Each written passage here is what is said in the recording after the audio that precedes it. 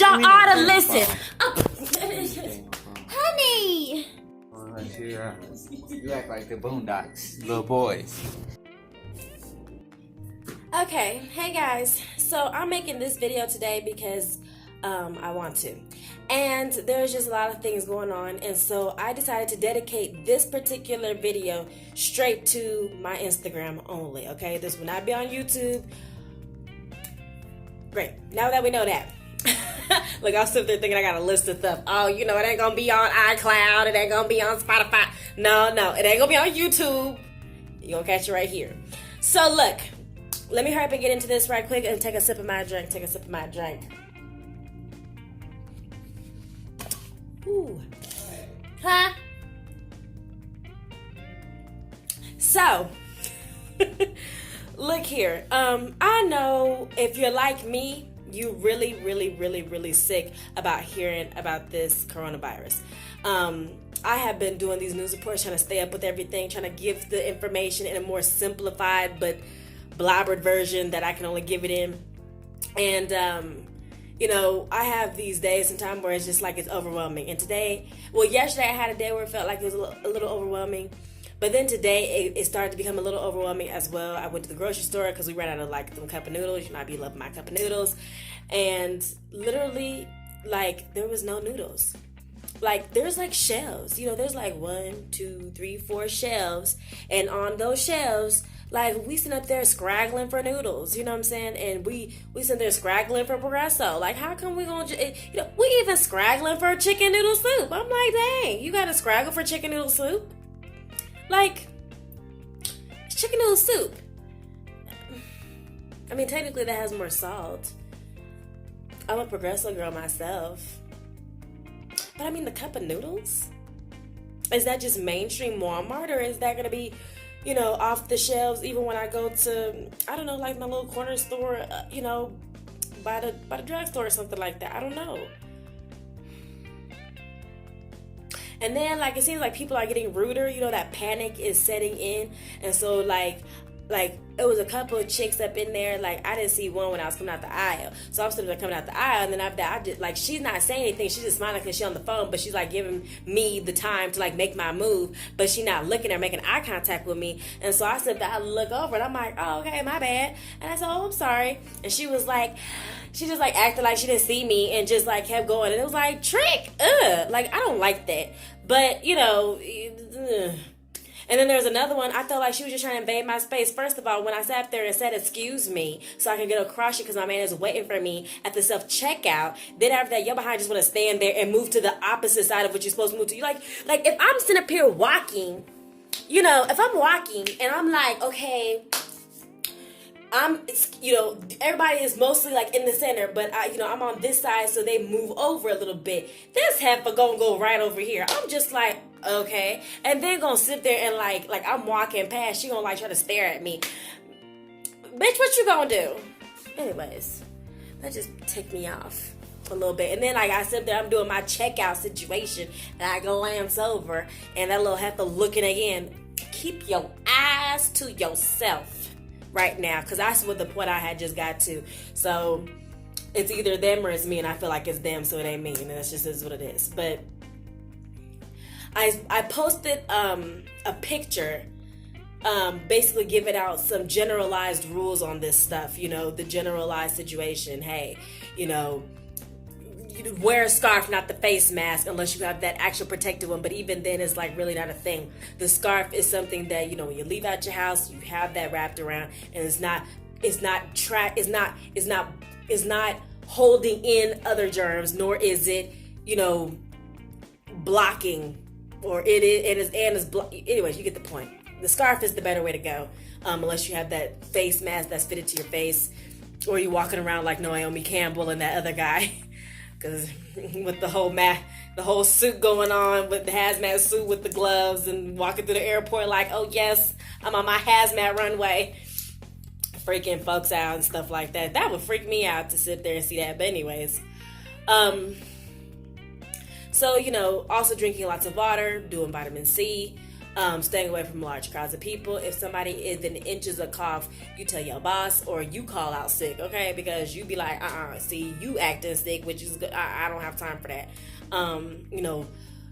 Metal surfaces hold that virus for up to 12 or 24 hours, something like that. So making sure that hopefully at you guys' job, I know they're doing it at mine, that they're constantly wiping. There's a janitor that always wipes down the handles and the doors and stuff like that. So, you guys do that every chance you get. Your hands should be ashy by the end of the day, okay? So unless you got that lotion, which is a great thing if you do, and stuff like that, put that lotion on and stuff. But if you don't have the lotion, then by the end of the day, your hands should look extra white.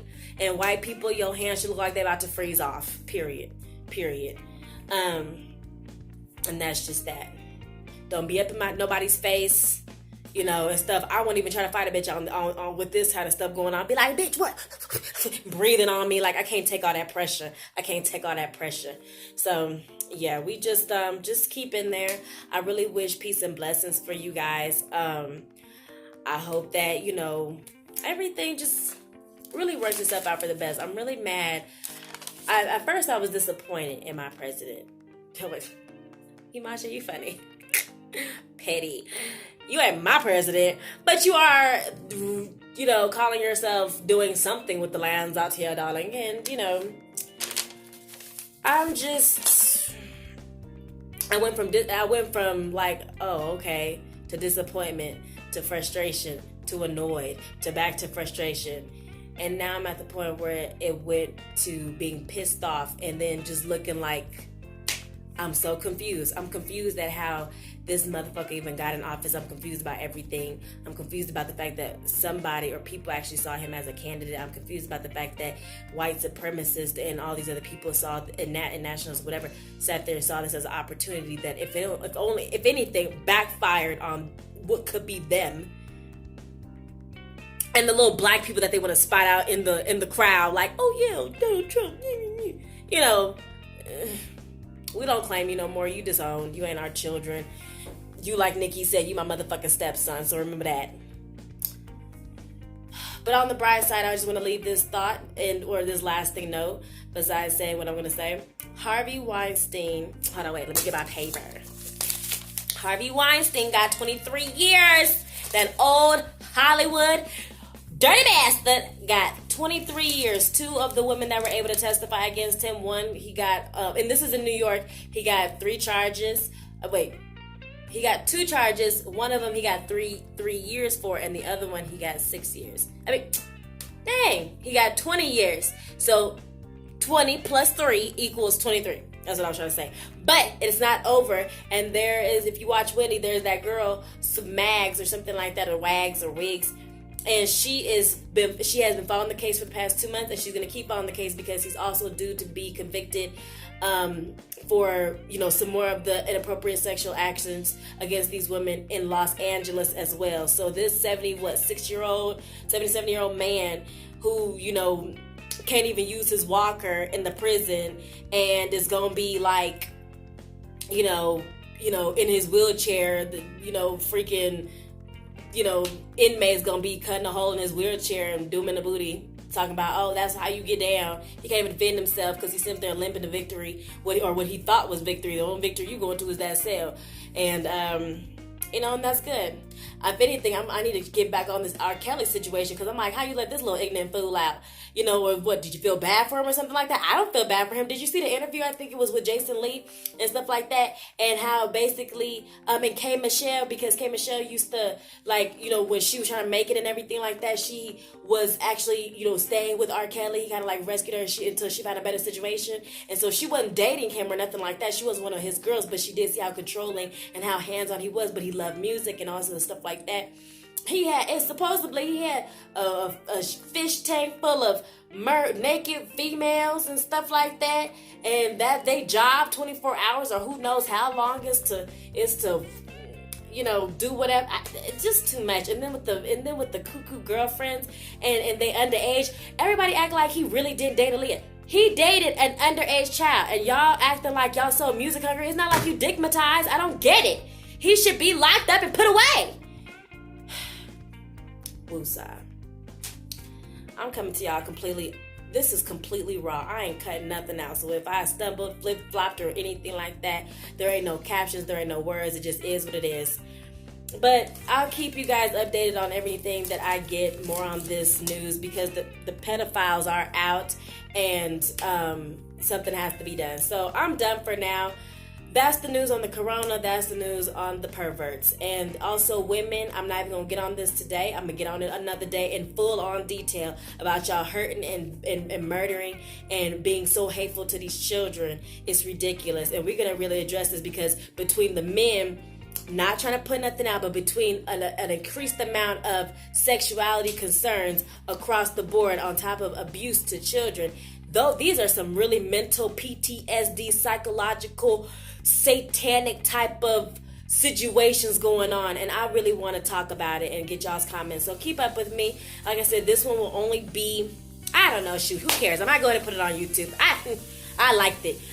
So make sure y'all keep up with that and catch some more of my next videos. Peace and love and blessings to you all, and just be safe. Take the measures, read the pamphlet, or get a pamphlet, but read the paper on the thing, the post, get some tips, okay? Peace and love, y'all. Also, too, quick little snippet I just wanted to add on real quick. Y'all motherfuckers are freaking me out too about this coronavirus. I should not have to go into freaking Walmart and y'all sit up there being a hog with all this stuff. It's a pandemic, not an epidemic, clearly. You think that you can just be like, oh no, save yourself. I don't think so. The way to sit up there and fight back and fight this situation is to sit up there and work as a team. Make sure that you're not infecting other people. Make sure that you understand that the dance wasn't worth it, and that there's, you pray and you do what you gotta do right now so you can have another year and more years to come. You don't sit up there and take up all the fucking hand sanitizers and all the alcohol pads and all the alcohol wipes. Now Walmart gotta restock, and they may take their little slow ass the whole year. It's ridiculous. You need to share. The way to sit there and look out for yourself is to be selfless, which will make you the greatest part of selfish.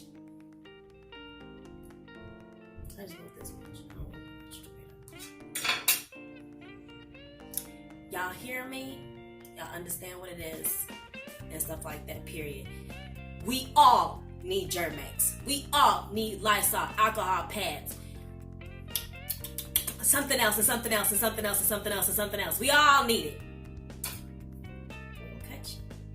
Ain't that right, babe? Okay. That's not right, baby. Okay. Alright.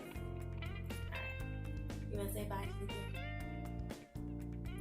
Good, come on. He was like, no. Baby and I wanna say goodnight and bye. Fuck you for sitting up there not sharing. Right, baby? He agrees with me like an asshole.